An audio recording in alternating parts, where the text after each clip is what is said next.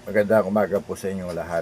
Sa mga nakaraang araw, naging viral yung isang insidente ng pagtatalo sa isang parking area kung saan di umano may isang lalaki na nagpakilalang retiradong general at naulat nga na naglabas ng baril habang nauwi nga sa pagtatalo, no? Sa ngayon yan iniimbestigahan na ng mga otoridad yung buong pangyayari. Kaya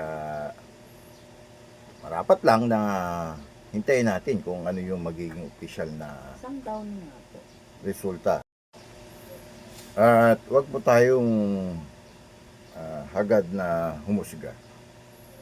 Ngunit higit sa insidente ito, kaya ako nag-share sa umagang ito, ay may mas malaking aral tayong dapat na pag-usapan, no, sa mga kapatid ko sa security guard.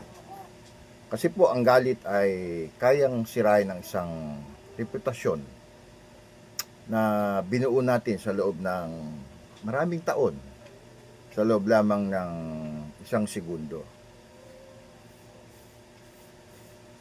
At lalo na po sa ating mga kapatid sa security guards, no, mga security officers. Gusto kong i-share sa inyo ito, ipaabot ang mensaheng ito. Kasi po, araw-araw kayong humaharap sa iba't ibang klase ng tao, no? May magalang, may pasaway, meron namang naghahamon, no? Mayroon ding nang insulto, no? Pinupubok kayo. May mga rider at driver na ayaw sumunod. Hindi naman lahat. May ilan sa ating mga pinatutupad na security protocols. Kapag halimbawa pinatigil, pinakausapan, ang iba minumura kayo, sinisigawan kayo, hinahama kayo, iniinsulto kayo, at kung minsan hinahamon pa kayo ng fist fight, ng suntukan, no? May mga napanood tayo na balitang ganyan. Mas masakit pa, may iba na nagsasabi na, sige nga, kung matapang ka, bunutin mo yung baril mo. Totoo yan. O kaya, sasabihin nila, labas tayo, suntukan tayo. Suntukan na lang. Diba? Totoo yan. Maraming kapatid sa security na naka-experience din yan. Kaya, itong payo, mga kapatid, sa industriya ng security, huwag po kayong padadala sa mga provocation na ganyan. Palagi nating tatandaan na hindi nila dala yung responsibilidad na nakaatang sa balikat niyo. Yung dala ninyo na responsibility tungkulin nyo. Kayo ay naka-uniforme,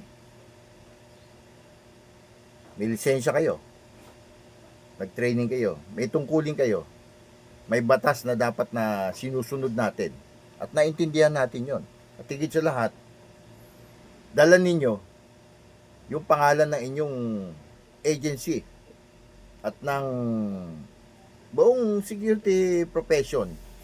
Kaya pansin niyo pag may mga kapatid tayo sa uniforme na karoon ng bulilyaso, iba damay lahat. Halos nila lahat kahit hindi naman dapat.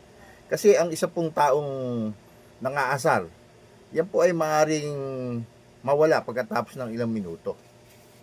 Pero kapag po nagpadala tayo sa ating emosyon, maaring kayo po ay matanggalan ng lisensya, mawalan ng trabaho, no? Mawalan tayo ng kalayaan, pwede tayong makulong eh. At syempre, paano na yung kinabukasan natin, ng ating pamilya, ng mga anak na umaasa sa atin? Tandaan ninyo, ang tunay na professional, hindi po yung madaling magalit. Ang tunay po na professional ay yung marunong magtimpi. Kahit po siya ay, sabihin natin, inaapi, no? Mahirap kasi, minumura ka sa maraming tao, hinahamon ka. Mahirap po talaga yung ganun sitwasyon. Pero kapag kayo po ay pinupubok, ganito po gawin niyo. Sabi nga ni Sir Jing Sumoba, inhale, exhale, hingang malalim. Huwag pong makipagsabayan sa sigawan. Panatili po nating professional ang ating pananalita, no?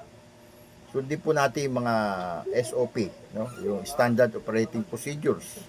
Sa bawat host po, meron pinatutupad na SOPs. Kung kinakailangan, humingi tayo ng assistance, no? Sa ating mga supervisor, sa inyong mga officer, o sa barangay, o sa kapulisan, humingi tayo.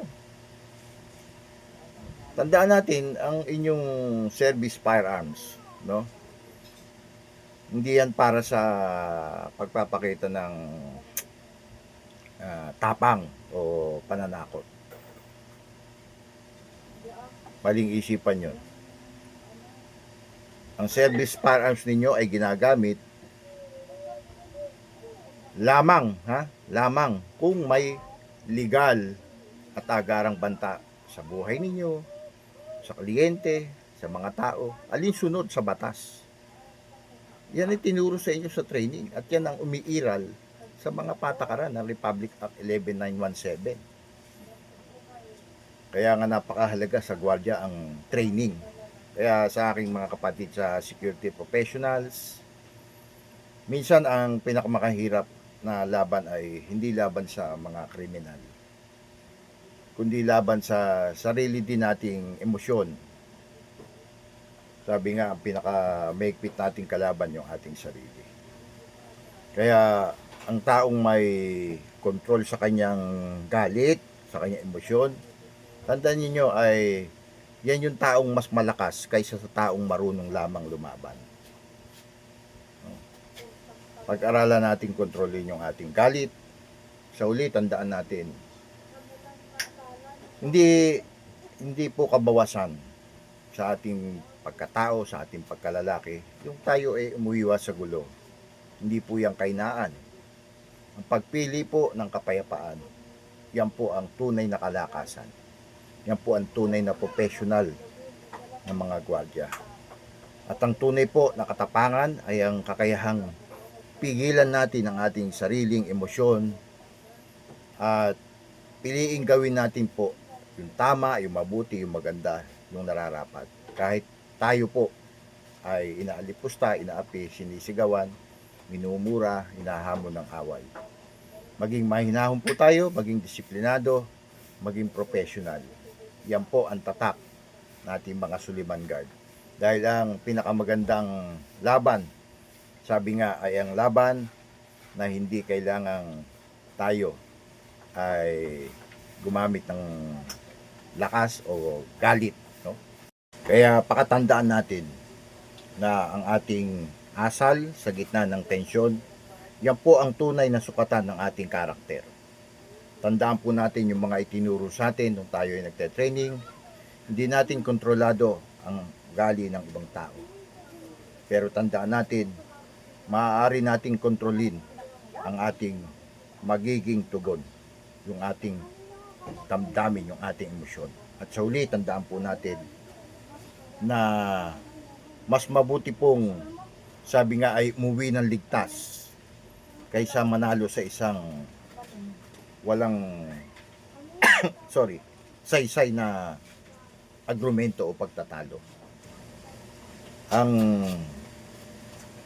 ilang minutong pagpapakumbaba ay mas mahalaga po kaysa habang buhay na pagsisisi kapag tayo ay pumasok sa mga agrumento na nauwi sa pagtatalo at pag-aaway.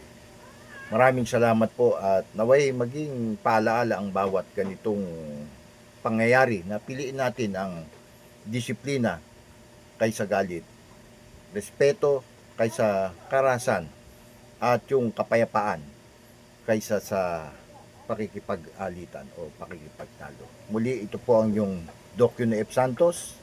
Munting kalaman, dagdag kalaman. Sana po ay may natutunan tayo. Always saying, ingat po tayong palagi. at mabuhay.